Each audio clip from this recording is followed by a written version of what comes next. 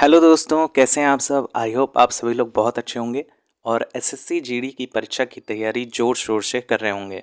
बहुत सारे आप में से ऐसे होंगे जो एसएससी जीडी की परीक्षा दे चुके होंगे। ये दोनों के लिए बहुत ज़्यादा इंपॉर्टेंट वीडियो है। यदि आप में से कोई भी विद्यार्थी एसएससी जीडी से संबंधित है तो डेफिनेटली आपको हमारा चैनल सब्सक्राइब कर लेना चाहिए। एसएससी जीडी से रिलेटेड लेटेस्ट अपडेट हम लाते रहते हैं। इस वीडियो के माध्यम से मोस्ट इम्पॉर्टेंट क्वेश्चन जीएस के जो बहुत बार रिपीट किए जा रहे हैं, लगभग हर शिफ्ट में देखने को मिल रहे हैं, उसको ब्रीफली जो है डिस्कस किया गया है। और इसमें से डेफिनेटली आपको क्वेश्चन देखने को मिलेगा यदि आपके आने वाले शिफ्ट में पेपर हैं। तो चलिए दोस्तों, आप सभी लोगों का बिना टाइम वेस्ट किए हुए क्वेश्चंस पर चलते हैं, आपको लेकर चलते हैं। तो ये रहा आप सभी लोगों के लिए मोस्ट इम्पॉर्टेंट रिपीटेड क्वेश्चन जो हर शिफ्ट में पूछे जा रहे हैं। सबसे पहला क्वेश्चन आप स्क्रीन पर देख पा रहे होंगे, किस राज्य में सरहुल महोत्सव मनाया जाता है। जी हाँ दोस्तों, इस महोत्सव के बारे में बहुत सारे एग्ज़ाम्स में भी पूछा जा रहा है और लगभग ये जितना भी एनालिसिस हुआ है इस बार जीडी का, लगभग 4 से 5 शिफ्ट में ये क्वेश्चन आपका रिपीट हो चुका है, इसलिए बहुत ज़्यादा इम्पॉर्टेंट है। इसके साथ साथ आपको एक और याद करके जाना होगा महोत्सव, जो है आपका बिहू महोत्सव। बिहू महोत्सव बेसिकली आपका असम राज्य में मनाया जाता है और बिहू को भी बार बार पूछा जा रहा है। ये रिपीटेड क्वेश्चन है, आप लोग याद करिएगा। बिहू जो है असम राज्य का आपका महोत्सव है। और इसी के साथ एक और आपका पूछा जा रहा है कंचोत महोत्सव। कंचोत महोत्सव जो है आपका बेसिकली जम्मू एंड कश्मीर राज्य से संबंधित है और ये भी आपका बहुत ज़्यादा सुर्खियों में है, क्योंकि जम्मू एंड कश्मीर हाल ही में बहुत ज़्यादा चर्चा का विषय रहा था, जिसके वजह से एसएससी जीडी के एग्ज़ाम में इसको बार बार रिपीट किया जा रहा है। बेसिकली जो सबसे ज़्यादा पूछा जा रहा है वो आपका ये महोत्सव पूछा जा रहा है, सरहुल महोत्सव। सरहुल महोत्सव बेसिकली झारखंड राज्य से संबंधित है और ये बहुत ज़्यादा शिफ्टों में पूछा गया था, तो इसको आप डेफिनेटली एक बार देख के जरूर जाइएगा अपने एग्ज़ाम से पहले। ये क्वेश्चन ज़रूर आपको मिलने वाला है जीएस के पोर्शन में। नेक्स्ट क्वेश्चन की बात करते हैं, तो ये रहा आपका कि कागज़ का आविष्कार किस देश में हुआ था।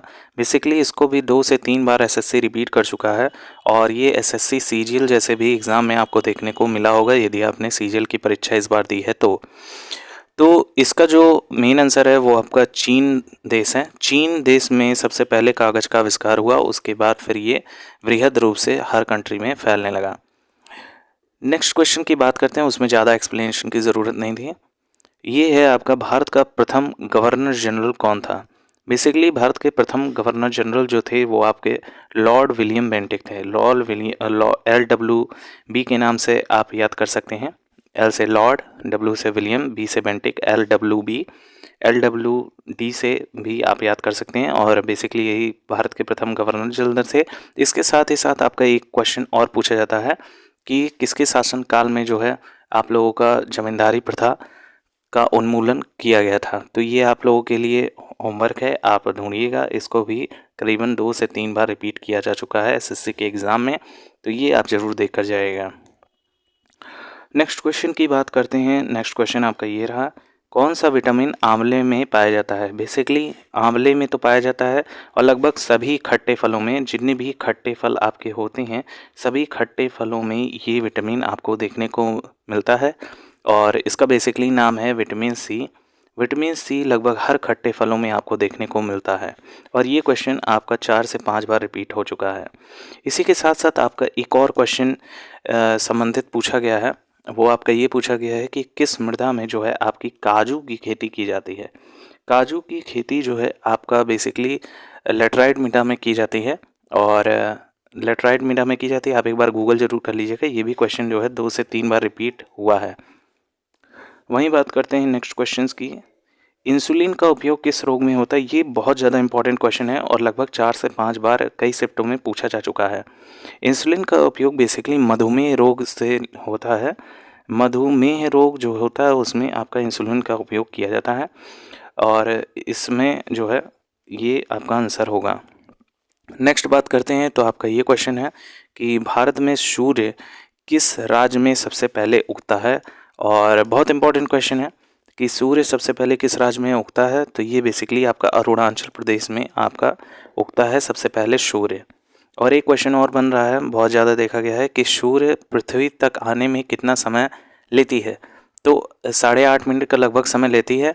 8 मिनट 15 सेकंड के आसपास। आप एक बार इसको भी गूगल कर लीजिएगा, बेसिकली माइंड से स्लिप हो रहा है, तो ये भी क्वेश्चन आप लोग ज़रूर देख लीजिएगा।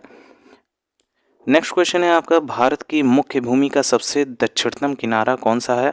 और मुख्य भूमि से के अतिरिक्त आपका दक्षिणतम भूमि भी कई जो है शिफ्ट में पूछा गया है। मुख्य भूमि उसमें नहीं देगा, उसमें कहेगा भारत का सबसे दक्षिणतम किनारा कौन सा है। तो बेसिकली जो सबसे दक्षिणतम किनारा है वो अंडमान निकोबार द्वीप समूह में है, और सबसे लास्ट में जो है वो आपका इंदिरा पॉइंट है। ठीक है, इंदिरा पॉइंट आप लोग याद कर लीजिएगा, इंदिरा पॉइंट आप लोगों का सबसे लास्ट है। ठीक है, पॉइंट। तो बेसिकली आपका जो है इंदिरा पॉइंट वो सबसे लास्ट का है। और ये जो प्रश्न है इसका उत्तर आपका भारत की मुख्य भूमि का अगर पूछा जाएगा दक्षिणतम बिंदु तो आपका कन्याकुमारी है। तो कन्याकुमारी आप लोग याद करिएगा, ये भी क्वेश्चन आपका रिपीटेड है। ठीक है, जैसे कैप कोमेरिन के नाम से भी जाना जाता है। नेक्स्ट क्वेश्चन अगर देखें तो ये रहा कि पंजाब भाषा की लिपि क्या है। पंजाब भाषा की लिपि बेसिकली पंजाबी भाषा की लिपि क्या है? तो पंजाबी भाषा की लिपि जो है वो आपकी गुरुमुखी है। गुरुमुखी जो है वो पंजाबी भाषा की लिपि है। और एक आपका पूछा जाता है कि हिंदी भाषा की लिपि क्या है? तो हिंदी भाषा की लिपि देवनागरी है। याद कर लीजिएगा, देवनागरी लिपि में जो है हिंदी भाषा लिखी जाती है। और भारत की एक क्वेश्चन और बनता है कि भारत के संविधान में कुल कितने भाषाओं को जो है दर्जा प्रदान किया गया है? तो 22 भाषाओं को आपका मुख्य दर्जा प्रदान किया गया है। और एक और प्रश्न बनता है कि कुल शास्त्रीय भाषाएं कितने हैं भारत में? तो कुल शास्त्रीय भाषाओं की संख्या 6 है। ठीक है, बेसिकली अगर 6 भाषाएं आपको याद ना हो तो आप भारत का मैप देखिएगा। आपका इस तरह जो भारत का मैप होता है, थोड़े से आर्ट मेरी ख़राब है, तो इस तरह जो भारत का मैप है आप लोग देख सकते हैं। तो बेसिकली क्या होता है कि यहाँ पे जो आपका ये दक्षिण वाला साइड है, दक्षिण वाले साइड में देखिएगा जितने भी आ रहे होंगे राज्य, मैक्सिमम का जो है क्लासिकल लैंग्वेज होता है। जैसे कि उड़ीसा हो गया, तमिल हो गया, और आपका इसी तरह है। आप लोग दक्षिण वाले भाषा को देखिएगा और क्लासिकल उसमें मार दीजिएगा। एक आपका और शामिल होता है जिसमें संस्कृत भाषा होती है। संस्कृत भाषा भी आपकी जो है क्लासिकल लैंग्वेज है, यानी कि शास्त्रीय भाषा में आती है। वहीं नेक्स्ट क्वेश्चन की बात करते हैं, ये रहा आपके सामने, आर्य समाज के संस्थापक कौन थे? बहुत इंपॉर्टेंट क्वेश्चन है, 5 से 6 सेप्टेम्बर में इसका रिपीटेशन हुआ है और बहुत ज़्यादा इंपॉर्टेंट ये आपके लिए बन रहा है। तो बेसिकली आर्य समाज के संस्थापक आपके दयानंद सरस्वती जी हैं, दयानंद सरस्वती जी हैं। और ये क्वेश्चन बहुत ज़्यादा इंपॉर्टेंट है। इसके साथ साथ आप एक और याद कर लीजिएगा कि आपका ब्रह्म समाज के संस्थापक कौन है?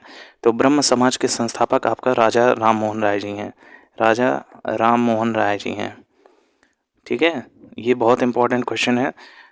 किसके? तो ब्रह्म समाज के संस्थापक राजा राम मोहन राय जी हैं, और आर्य समाज के संस्थापक आपके दयानंद सरस्वती जी हैं। इसके साथ साथ आपका एक बुक से संबंधित क्वेश्चन पूछा गया था कि कर्म योग किसके द्वारा लिखा गया है? कर्म योग बेसिकली आपका जो है स्वामी विवेकानंद के द्वारा लिखा गया पुस्तक है कर्म योग। कर्म योग, ध्यान योग, ये दोनों स्वामी विवेकानंद से संबंधित हैं। और बेसिकली एक इतिहास से भी प्रश्न पूछा गया, अभी आगे डिस्कस करते हैं उसके बारे में। ये क्वेश्चन आपका बना हुआ है कि भगवान बुद्ध को ज्ञान की प्राप्ति कहाँ हुई?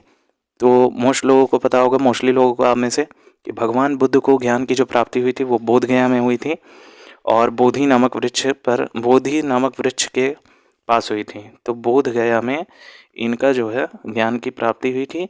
और एक प्रश्न गौतम बुद्ध से बनता है कि गौतम बुद्ध का बचपन का नाम क्या था? तो बचपन का नाम इनका सिद्धार्थ था। सब लोग याद कर लीजिएगा, सिद्धार्थ नाम इनके बचपन का नाम था। और एक और प्रश्न पूछा जाता है कि इनके जो बेटे थे उनका नाम क्या था? तो बेटे का नाम राहुल था, बेटे का नाम राहुल था।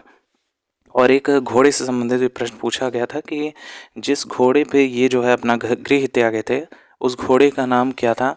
तो अभी बेसिकली माइंड में नहीं रिपीट हो रहा है, लेकिन अगले वीडियो में उसको ज़रूर मेंशन करेंगे, आप गूगल करके ज़रूर सर्च कर लीजिएगा उसको, बहुत इंपॉर्टेंट क्वेश्चन है। इसके साथ ही साथ ये पूछा जाता है कि आपका महापरिनिर्वाण कहाँ हुआ था, और महाभिनिष्क्रमण उनका जो है कहाँ हुआ था? ये दोनों प्रश्न बनते हैं। महाभिनिष्क्रमण किससे संबंधित है? तो बेसिकली जब उन्होंने गृह त्याग किया था, जब गौतम बुद्ध जी ने गृह त्याग किया था तो उसको जो है बोला जाता है महाभिनिष्क्रमण। और जब आपका महापरिनिर्वाण पूछा जाएगा तो महापरिनिर्वाण जो है उनके मृत्यु से संबंधित है, जो आपका यहाँ कुशीनगर के आसपास हुआ था। तो ये क्वेश्चन गौतम बुद्ध से संबंधित है और बेसिकली एक दो जो है इतिहास के प्रश्न भी बन रहे हैं, उसको भी आप लोग देख लीजिए। और वीडियो अच्छी लगी हो तो लाइक ज़रूर कीजिएगा, चैनल पर नए हैं तो सब्सक्राइब कर लीजिएगा, लेटेस्ट अपडेट हम लाते रहेंगे।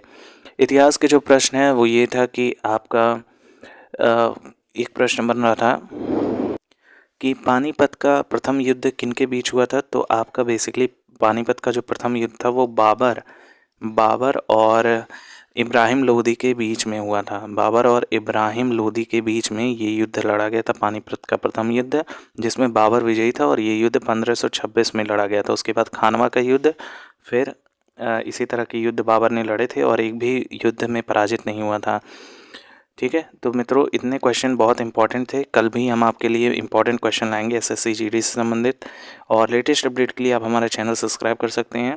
वीडियो कैसी लगी आप कमेंट सेक्शन में ज़रूर बताइएगा, आपके कितने स्कोर बन रहे थे, कितना आपको आ रहा था, ये भी शेयर कीजिएगा। Thank you so much for watching.